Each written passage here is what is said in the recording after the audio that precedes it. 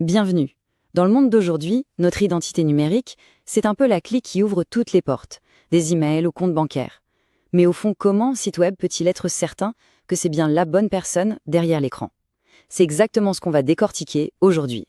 C'est vraiment la question centrale. Quand on y pense, avec des milliards de comptes qui existent, comment un service peut-il être sûr à 100% que la personne qui essaie de se connecter est bien celle qu'elle prétend être? C'est ce petit mystère qu'on va éclaircir ensemble. En fait, la réponse se trouve dans un système à plusieurs couches, un peu comme une forteresse. Et la toute première ligne de défense, le mur d'enceinte, c'est ce qu'on appelle l'authentification. C'est la base de tout, l'étape où il faut prouver son identité. Pour le dire plus simplement, l'authentification, c'est juste le moment où un système demande « Ok, prouve-moi qui tu es ». L'analogie du portier de boîte de nuit est parfaite. Avant de laisser entrer quelqu'un, il vérifie la carte d'identité pour être sûr. Eh bien, un site web qui demande un mot de passe fait exactement la même chose. Mais attention, cette vérification ne se fait pas n'importe comment. Pour que la sécurité soit vraiment solide, elle ne s'appuie pas sur un seul élément, mais sur différents types de preuves. On les appelle les facteurs d'authentification et il en existe 3 grandes familles. Alors, les 2 premiers facteurs, ce sont les plus classiques. D'un côté, on a quelque chose que l'on sait. Ça, c'est une information secrète, mémorisée, comme un mot de passe ou un code PIN. De l'autre côté, on a quelque chose que l'on a.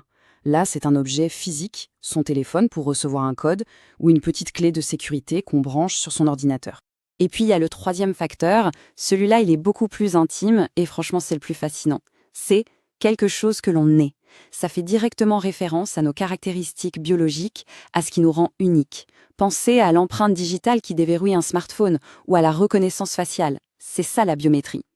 Pendant des années, on nous a répété en boucle les mêmes règles pour créer un mot de passe soi-disant fort. Vous savez, au moins 8 caractères, une majuscule, un chiffre, un symbole, et surtout le fameux changement obligatoire tous les 90 jours. Des règles qui, il faut bien l'avouer, ont rendu la vie de tout le monde un peu compliquée. Eh bien, tenez-vous bien, car il y a eu un énorme retournement de situation. Le NIST, qui est l'Institut américain de référence pour les normes technologiques, a complètement changé son fusil d'épaule.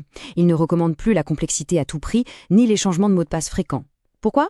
Parce qu'on s'est rendu compte que ça poussait les gens à choisir des mots de passe plus simples à retenir et donc plus faciles à deviner. Alors, si le mot de passe tout seul n'est plus la solution miracle, on fait quoi? La réponse, ce n'est pas de trouver un mot de passe encore plus compliqué. Non. La vraie solution, c'est de ne plus compter sur un seul facteur. Il faut en combiner plusieurs. Et c'est exactement ça le principe de l'authentification multifacteur ou MFA. Concrètement, l'MFA fonctionne avec ce qu'on appelle des tokens ou jetons. Ils peuvent être matériels, comme une clé USB qu'on branche, ou logiciels, comme une application sur son téléphone qui génère un code qui change tout le temps. Mais l'idée est toujours la même. On combine ce que l'on sait, c'est-à-dire le mot de passe, avec ce que l'on a, le token. Ok, alors l'identité est prouvée, mais le travail n'est pas fini pour autant. Une fois qu'on est entré, le système doit encore décider ce qu'on a le droit de voir et de faire. Et ça, c'est la 2e grande couche de sécurité, la gestion des accès. Le concept qui est au cœur de tout ça, c'est le principe du moindre privilège. C'est une règle d'or en sécurité informatique. En gros, ça veut dire qu'un utilisateur ne doit avoir que les permissions strictement nécessaires pour faire son travail, pas une de plus. Un comptable n'a aucune raison d'accéder aux outils des développeurs, par exemple.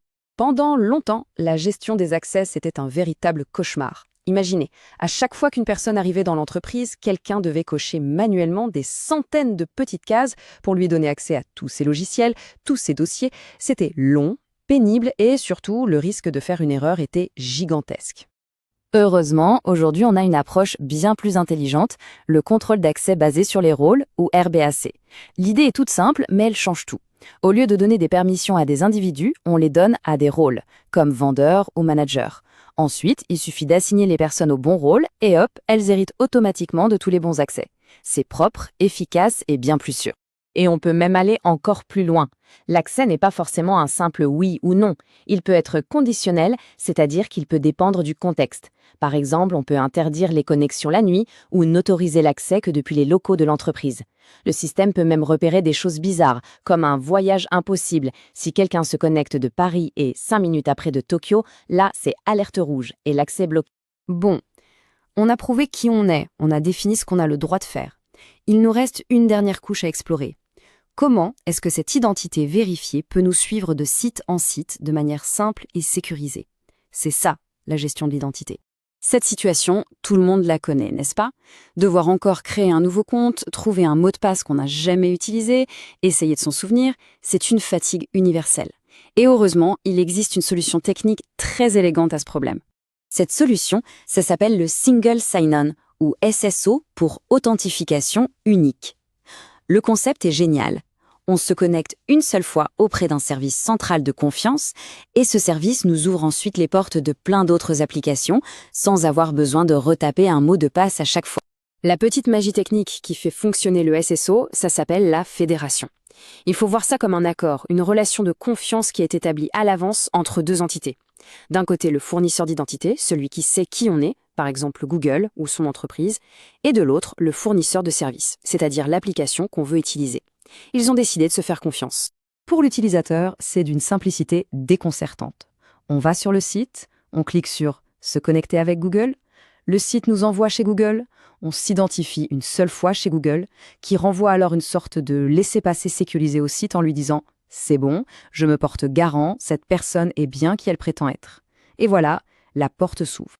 Alors, après avoir exploré ces 3 couches, on voit une tendance très claire se dessiner. Le mot de passe, qui a été la pierre angulaire de la sécurité pendant des décennies, est en train de devenir le maillon faible de toute la chaîne. L'avenir, lui, semble se diriger ailleurs. Et cette autre direction, c'est ce qu'on appelle le passwordless, l'authentification sans mot de passe. L'idée, c'est carrément de supprimer le facteur quelque chose que l'on sait.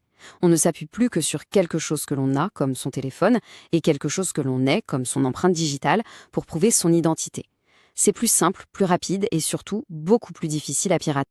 Donc, si on devait résumer tout ça, la protection de l'identité numérique repose sur 3 piliers fondamentaux. D'abord, l'authentification qui prouve qui on est. Ensuite, la gestion des accès qui définit ce que l'on a le droit de faire. Et enfin, la gestion de l'identité qui permet à cette identité de nous suivre partout en toute sécurité. Alors qu'on se dirige tout droit vers un avenir sans mot de passe, une nouvelle question commence à émerger.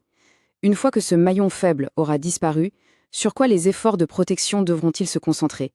Quelle sera la prochaine grande bataille pour protéger notre identité numérique? C'est une question passionnante qui définira sans doute la cybersécurité de la prochaine décennie. Merci de votre attention.